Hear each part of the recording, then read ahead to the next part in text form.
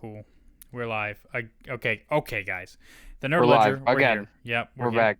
We're back. Cage, chair, Yep, chair and cage. yep. And yeah, it's important for you to know that this is the second time we're here because I I don't know what happened, but shit wasn't working. Like there was like literally like a 5 to 10 second delay between when I said things and Chair heard them and when he said things and I heard them, and it created a lot of weird overlap, and it was really bad. So, Yeah. but we're here now. Where there's no delay. I rebooted my PC, so hopefully everything works fine and we don't have to deal with that bullshit again. Yeah. Um, but yeah. Anyway, guys, we're here today. We're gonna talk about Ahsoka. But before that, we just want you to know we're doing well. If you're watching, right, we're live on Twitch TV again. I said this before, but well, that's not going live. So anyway, we're live on Twitch every Wednesday at 5:30 p.m. We're here now later because we had some technical difficulties. But yeah, you can always watch us live if you want to engage live, like talk in the chat, ask us questions, share your thoughts, whatever. Then the video isn't posted on YouTube and then live on, it's not live, but then all the audio is on all podcast platforms. So please,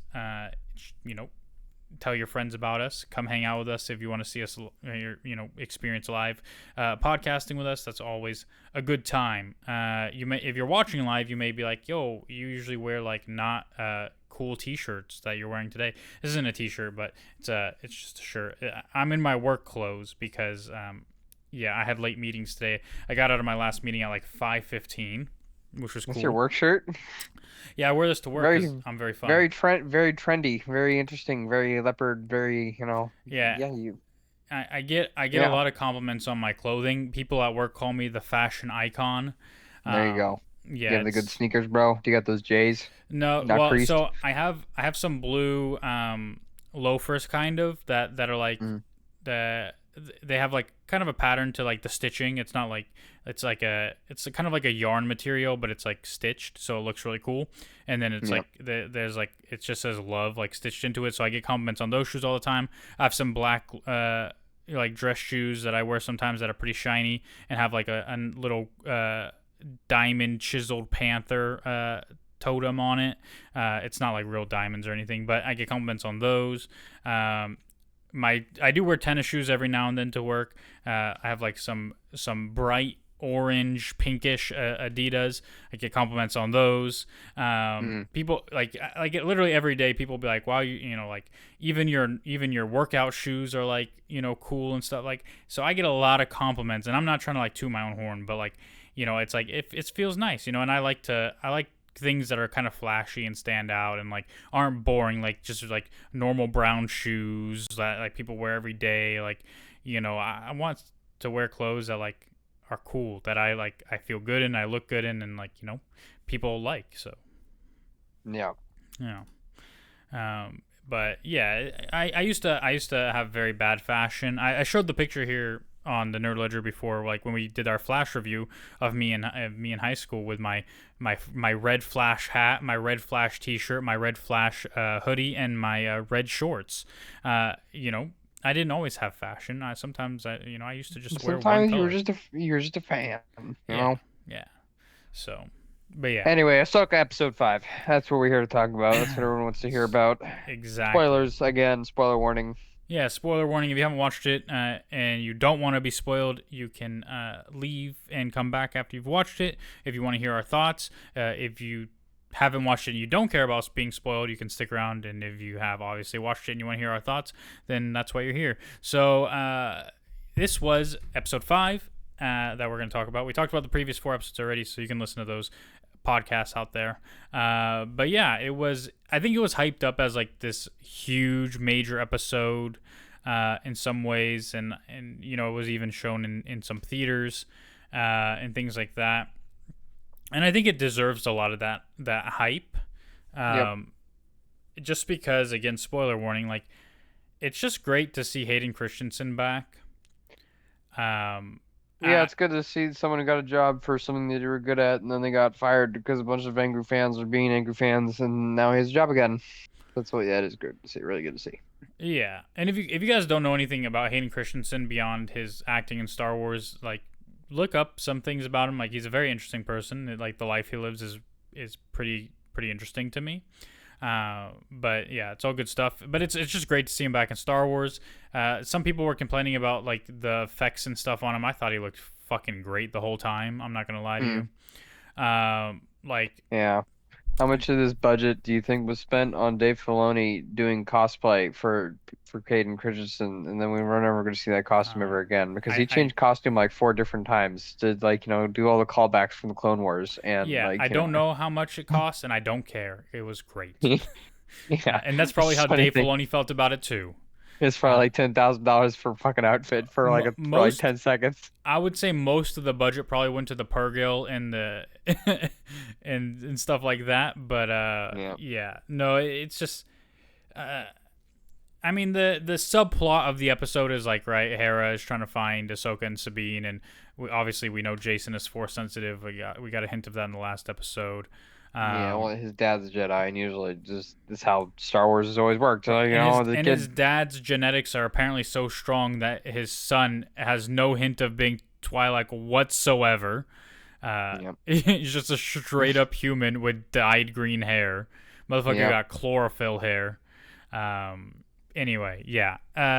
So that's kind of like the subplot, and then beyond that is like the New Republic obviously didn't sanction her to go out there, so like they're like, yo, what the fuck, we're gonna come like get you. I don't know if they're like, I don't think they're trying to arrest her, but it's like they might like strip her of her titles and stuff, yep, and whatever, and they're not happy about it, yep. and so Relinquish her command, I think, is the important thing, and they probably like take her ship and do all that other well, I don't know if stuff. they can take her ship, but Yeah, uh, Chopper, they sees Chopper and they fucking eviscerate him. They'd have a full 15-minute scene they of can't. Chopper, everyone's favorite character getting eviscerated because we now live They in a can't. grim, dark time when everything is realistic and brutal. I'm just kidding, guys. Just that definitely wouldn't Yeah, happen.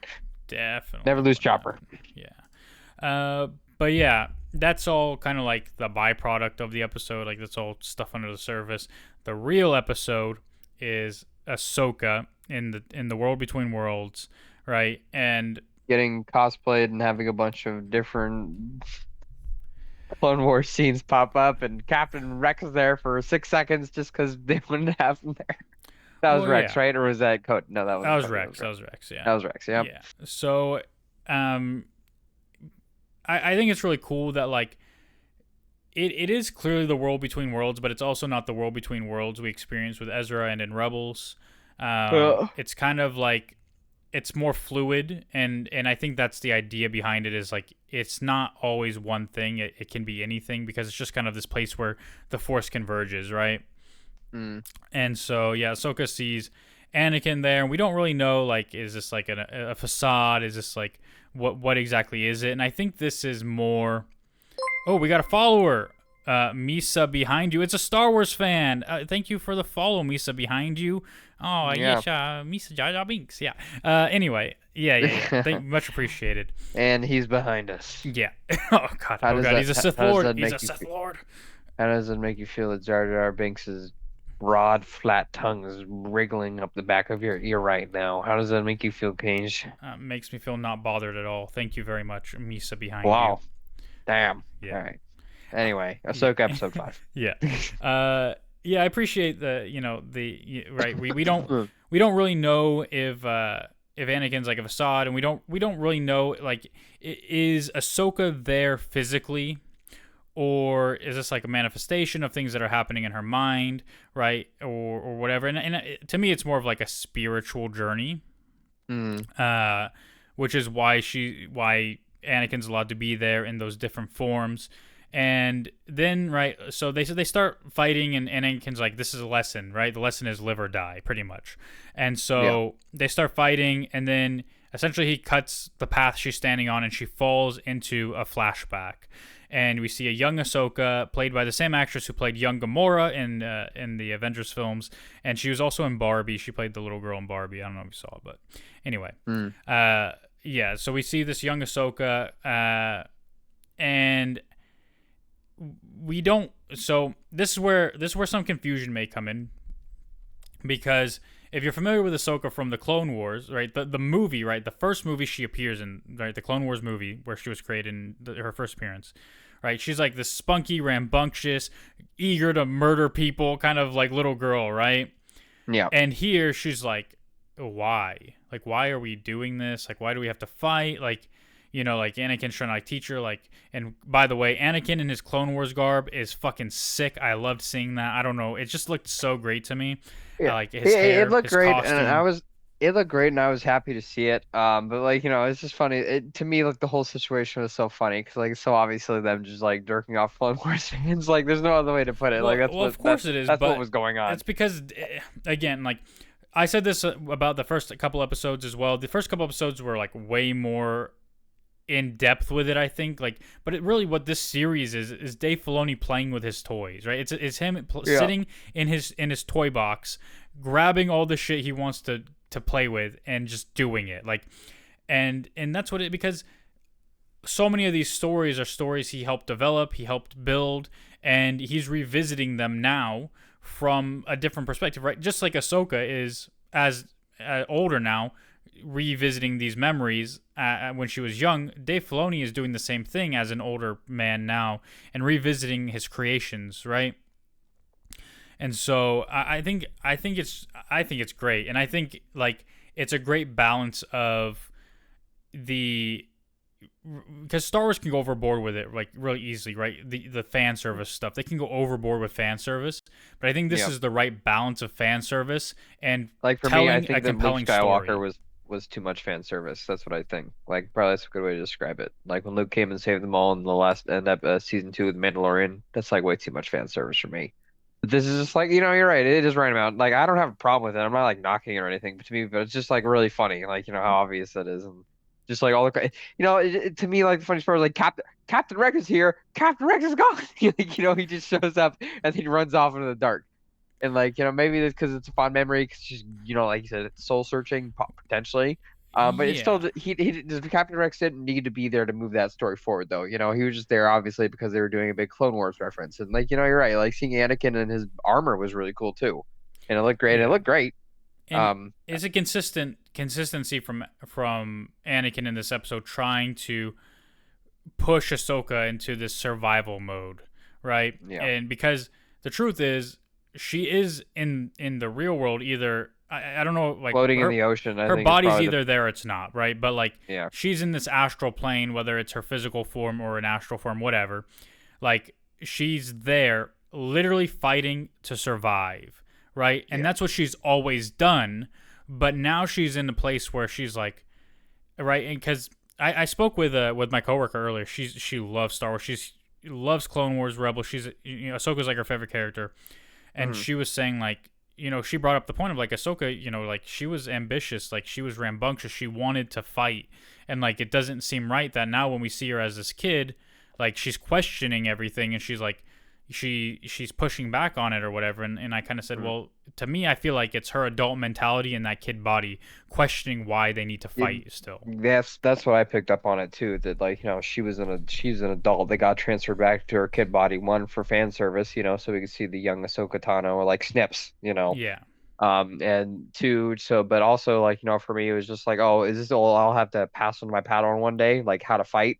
Is that it? And she's right. That's an important thing about like the Jedi. What was going on like during the Clone Wars is what kind of happened is that they all turned into warriors when they were that was never really what they were supposed to be. yeah. And then we, right, like after the first like kind of scene we see, then like the fallout with all the dead clones and whatever, and Ahsoka's really like feeling for them because she's built a bond with them.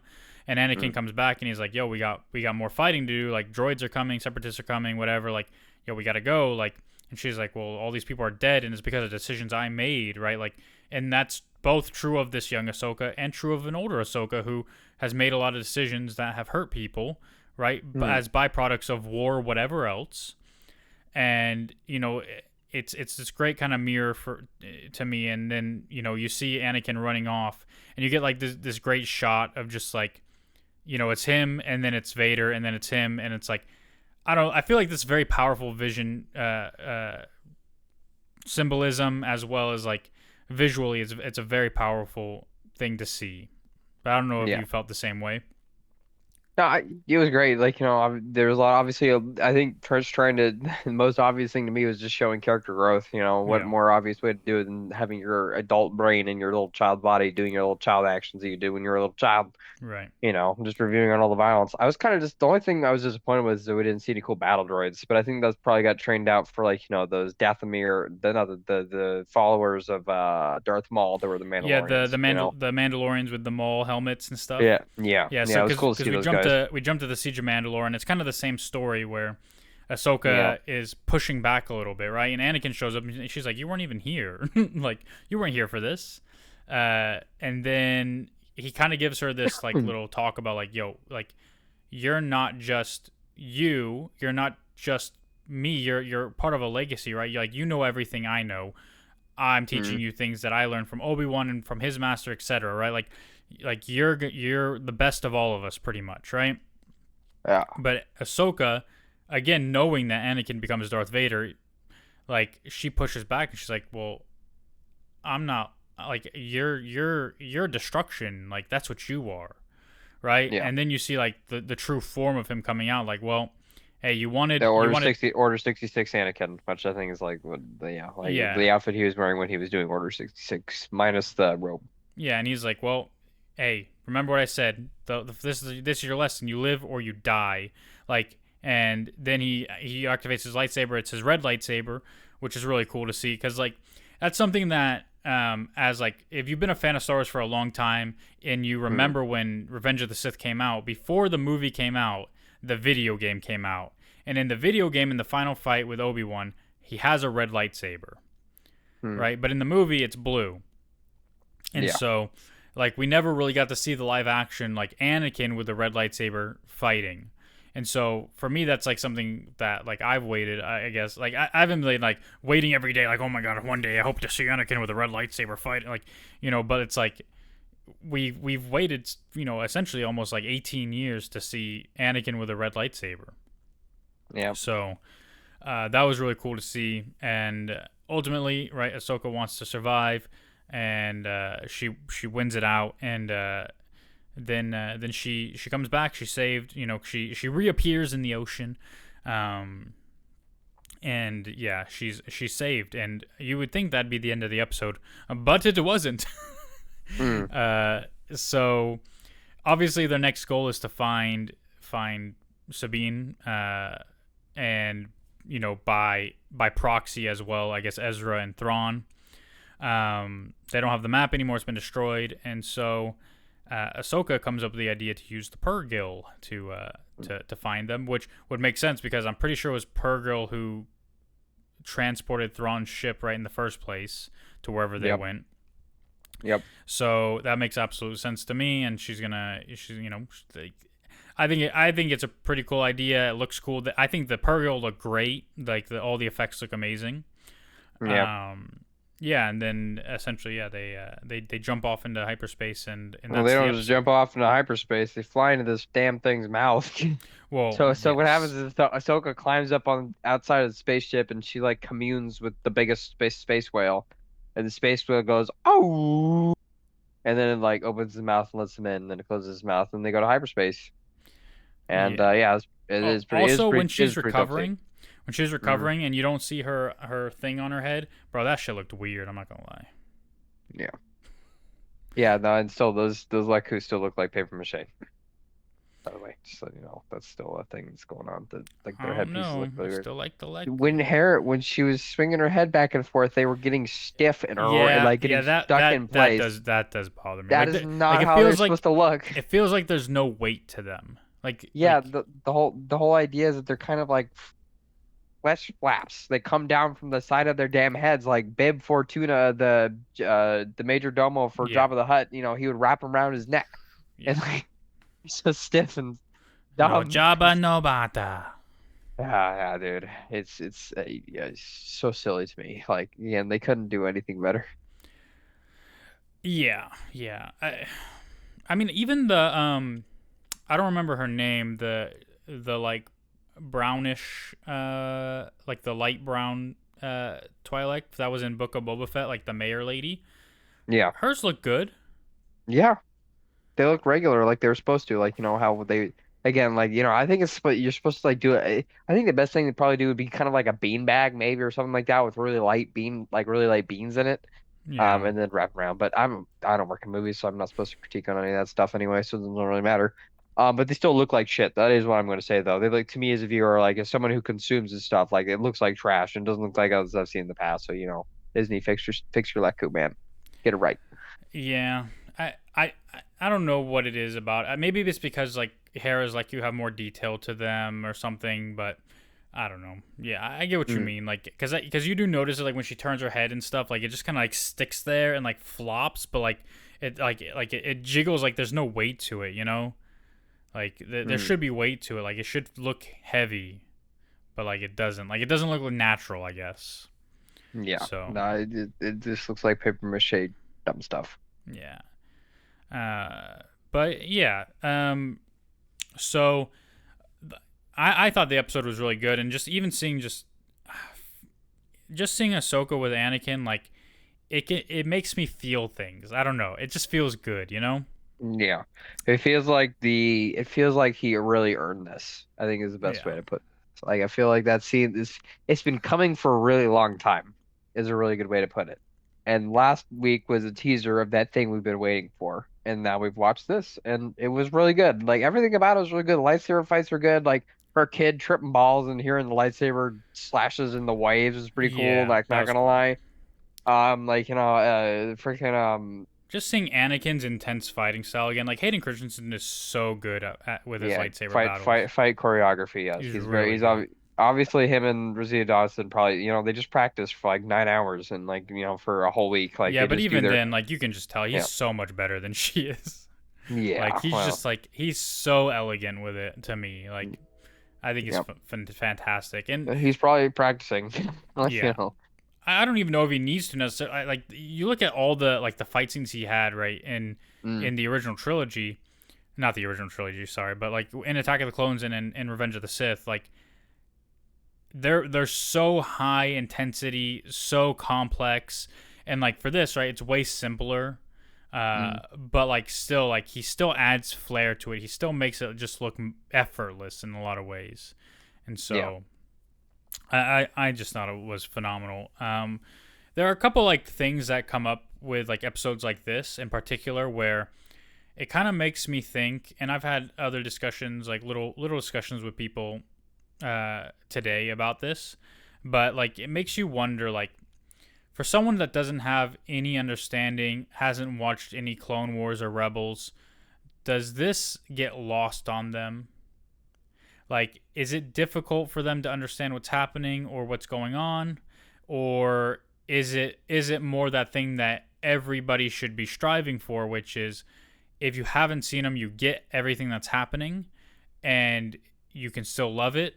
But if you have, you get that greater enjoyment. Like you're rewarded for knowing things, but you're not hurt for not knowing those mm, things. And as both of us have seen Rebels and Clone Wars, so it's hard for us to put our mind in that perspective to really know.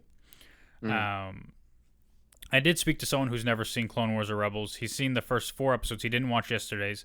He said he's had no problem with it. mm, I'm eventually I'll rewatch it with my wife and get her perspective because she hasn't seen Clone Wars or Rebels. So that'll be good to kind of get that perspective because if this is only for like Clone Wars and Rebels fans, that's okay, but like you're losing a huge portion of your audience that like your newer Star Wars fans as well, or like even your old school fans who hate everything that's ever come out after Empire Strikes Back, essentially, right?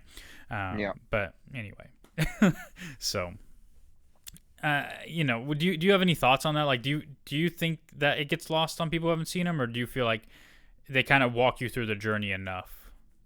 I feel like sometimes they do because like again, this Captain Rex thing. You don't know who that guy is. Like again, if you didn't know who Captain Rex was, like in that sequence, he would have just been this dude that ran up to Ahsoka, like, "Don't worry, Commander, we'll take care of the perimeter," and then just runs off. Like like the reason for that But that scene doesn't is hurt to you, right? Like, it doesn't hurt. It doesn't specifically hurt it, but it, I'm saying like there are things that you'll miss. There's less time in the movie that'll be dedicated to like things that you can understand. yeah, And it, I think you'll get two kinds of people, right? Like, So for someone who's never seen Clone Wars or Rebels and watches this and sees right Rex say that, Mm, their thoughts are you'll have people who think who's that, right? And you hope it's not so much of a who's that, like that they lose interest because they feel like they should know something they don't. mm. You'll get people that say who's that who are intrigued by it and want to do more research and go watch the other things. I guess there's a third type of person, which is the person who doesn't pay any attention to it. They're just like, oh, it's just another clone, right, doing his job, Yeah. right? So there's a possibility for that person to be there who goes like, I'm lost. I don't know who that is or why this is shot with this kind of significance. Like, why does this matter? Is this going to be relevant later? Kind of thing. Like that might be lost on them, and they might overthink that. But overall, I think the show does a good job of walking people through things and just rewards fans of the animated series. Um, No, that but for sure. There's something here for everybody, and again, it doesn't make it suffer or anything like that from the lack of, certain things getting lost on people. And again, like I just think the original Star Wars, when you sit down, you don't know what the Empire is, you don't know who, like, why the Skywalkers are supposed to be important. You don't know any of this stuff. You don't know who Ben Kenobi is. You don't know what Stormtroopers are. You know, when they say Imperial Walkers, like, you don't know what that is. Like, there's yeah, a bunch of stuff you don't know. That's kind of like the point, and you learn it all and you figure it out. And you just you figure you do figure it out eventually. And to me so far it's not that bad in this series. Like, it is a little bad. I can understand why there's some people saying, like, again, like that whole Captain Rex thing, those Dathomir, like, the Mandalorians with the headgear that has like the spikes on top, those, the guys that are loyal to Maul. You yeah. wouldn't know who those guys are. You wouldn't know why they're there. You wouldn't know what the Siege of Mandalore was. You just know there was a battle that Ahsoka fought, and then, like, okay, she's going through all her old conflicts. Okay, but still, Yeah, there's stuff going on in the but background that you missed. at least And those things that you may not be aware of are still visually interesting enough to keep you engaged too, right? Like seeing yeah, like the Mandalorian with like the Darth Maul kind of helmet thing, like it still looks cool, right? And so like you'll still be engaged with that yeah, because at the end of the day, that's what Star Wars has always been. If not like on a base scale, things have just been cool. Like it just looks cool. People are doing cool things. Like I don't know, like that's just like it's cool. yeah. It is, absolutely. It all looks cool for sure. There's no doubt about that. So Like that thing, it would have been cool to see Rex shoot some droids or something, and not just like say hi, Commander, and then run off to the dark, yeah, randomly shooting his guns at generic targets somewhere off on the horizon. But you're right. It is it's cool a looking. good balance though, right? Like because it's not so much as to fully confuse people who have no idea who that is, but it's not so little as to not give the service to the people who are like, holy shit, it's Rex in live action, right? Yeah, Which again, we've had Rex in live action in Revenge of the Sith, but like we just by name, right? Like we knew he existed, right? Just like Commander Cody, like we know he exists because he's called out by name in Revenge of the Sith, but like yeah, this is like the next level, right? yeah. So something else, this isn't my take, but I agree with it. So someone said that Andor is Star Wars at its best when set in grounded environments, while Ahsoka is Star Wars at its best when it embraces the fantasy elements of the franchise. Right? Two Oh, I mean, yeah, potentially, yeah, sure. two I mean, very they're different but shows, yeah, both phenomenal, right? yeah, And so I think that's the point, right? Is like like Ahsoka isn't your I'm a troop on the ground with a gun fighting the Empire as a rebel, mm, uh, and Andor isn't this Jedi storytelling this or that, right? Like it's not like, and I guess the best way to put it is right. Andor is phenomenal at the way that the original trilogy is phenomenal, and Ahsoka's phenomenal in the way that movies like Revenge of the Sith are phenomenal, right? yeah, Like because they're still very different, right? Because they're different eras of Star Wars, and so that's kind of like how I feel about it. I think it just looks great. I don't know. I don't know. I don't know. No, it Strict. all looks great. It's fantastic. Again, no issues whatsoever. No major issues anyway. Not like with the Book of Boba Fett.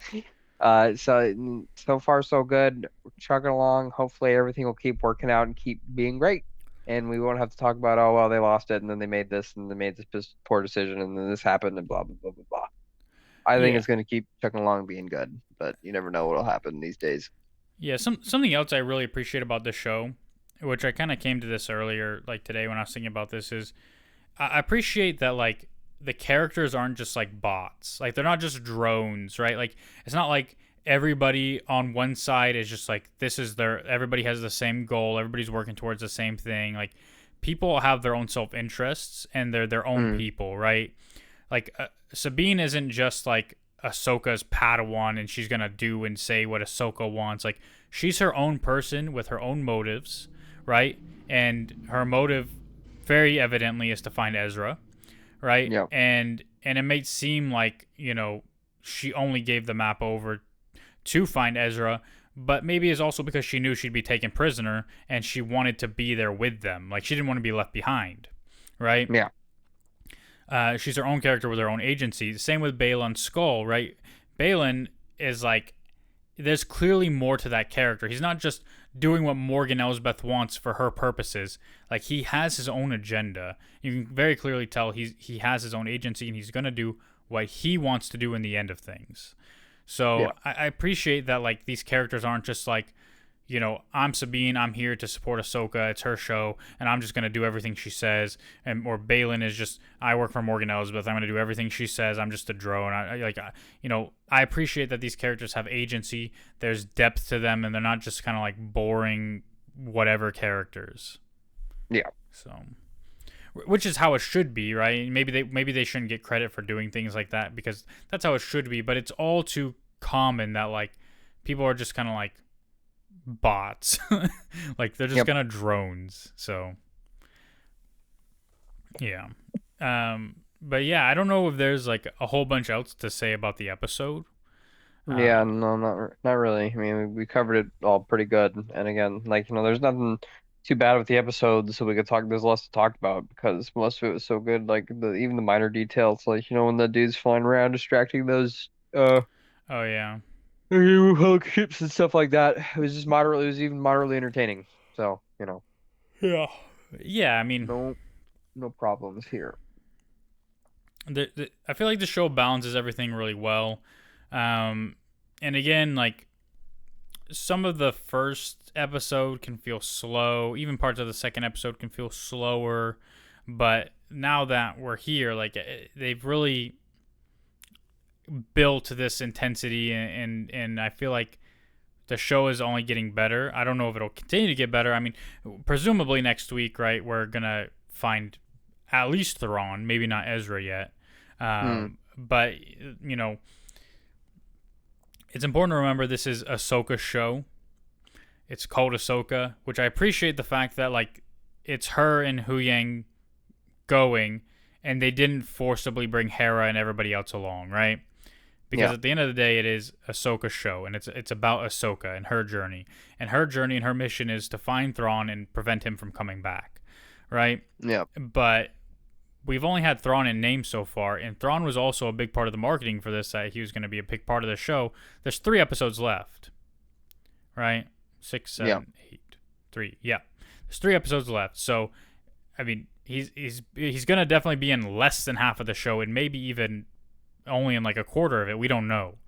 But we'll see what happens there. He might be in the next episode. He might not. I don't know if Ezra will be or not.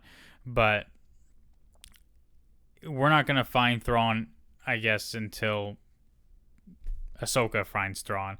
And again, we don't know how any of this shit works, how the map works, how it knows where he is, any of that. Like, we don't know if Morgan Elsbeth and all of them are gonna get there and then have to search for him in that galaxy, or if there's another way.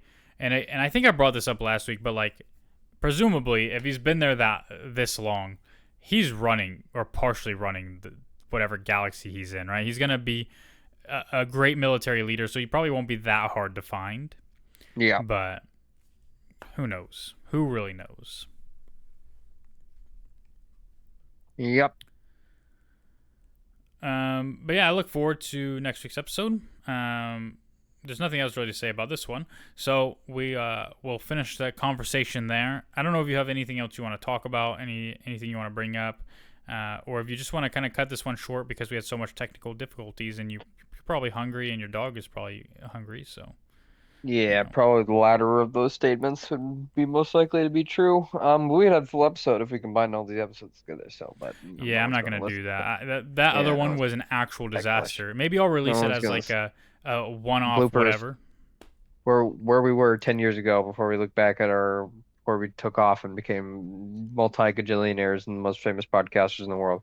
Yeah, maybe it'll be Absolutely. worth it to just like make it as like an edit, like cut it up into like just some random like a short like 4 minute videos of all of our garbage that happened. So, Yep. but anyway, yeah, we'll cut it off here. I appreciate everybody who's stuck with us. Misa behind you again. Thank you so much for the follow. Anybody else who's interested in watching us live, you can follow on Twitch, twitch.tv/the Nerd Ledger. You can follow the Nerd Ledger on YouTube as well if you just want to watch the VODs later. Or if you just want to listen to the audio, you can subscribe on Spotify or Apple Music or Google, whatever. Any podcast platform out there, we're on there, most likely. So yeah, we appreciate you. You can rate, comment, subscribe, review, do all those good things. It all helps. If you're watching the video on YouTube, you can like it. I guess that helps too. I don't care about algorithms and all that shit, but whatever. We appreciate always all the engagement. Like if you comment on the videos, I'll usually read it on the stream as well and whatever, just to give you a shout out. Like the guy, I didn't even read it on this one, but on the original technical difficulties episode we were recording, someone had commented on a YouTube video about how to get anime girls to be your girlfriend. So I read that. Yep. But anyway, much love, everybody. Thank you so much. We'll be back next week, and see you next time. Much love. Goodbye. Peace. Yo. Off the internet.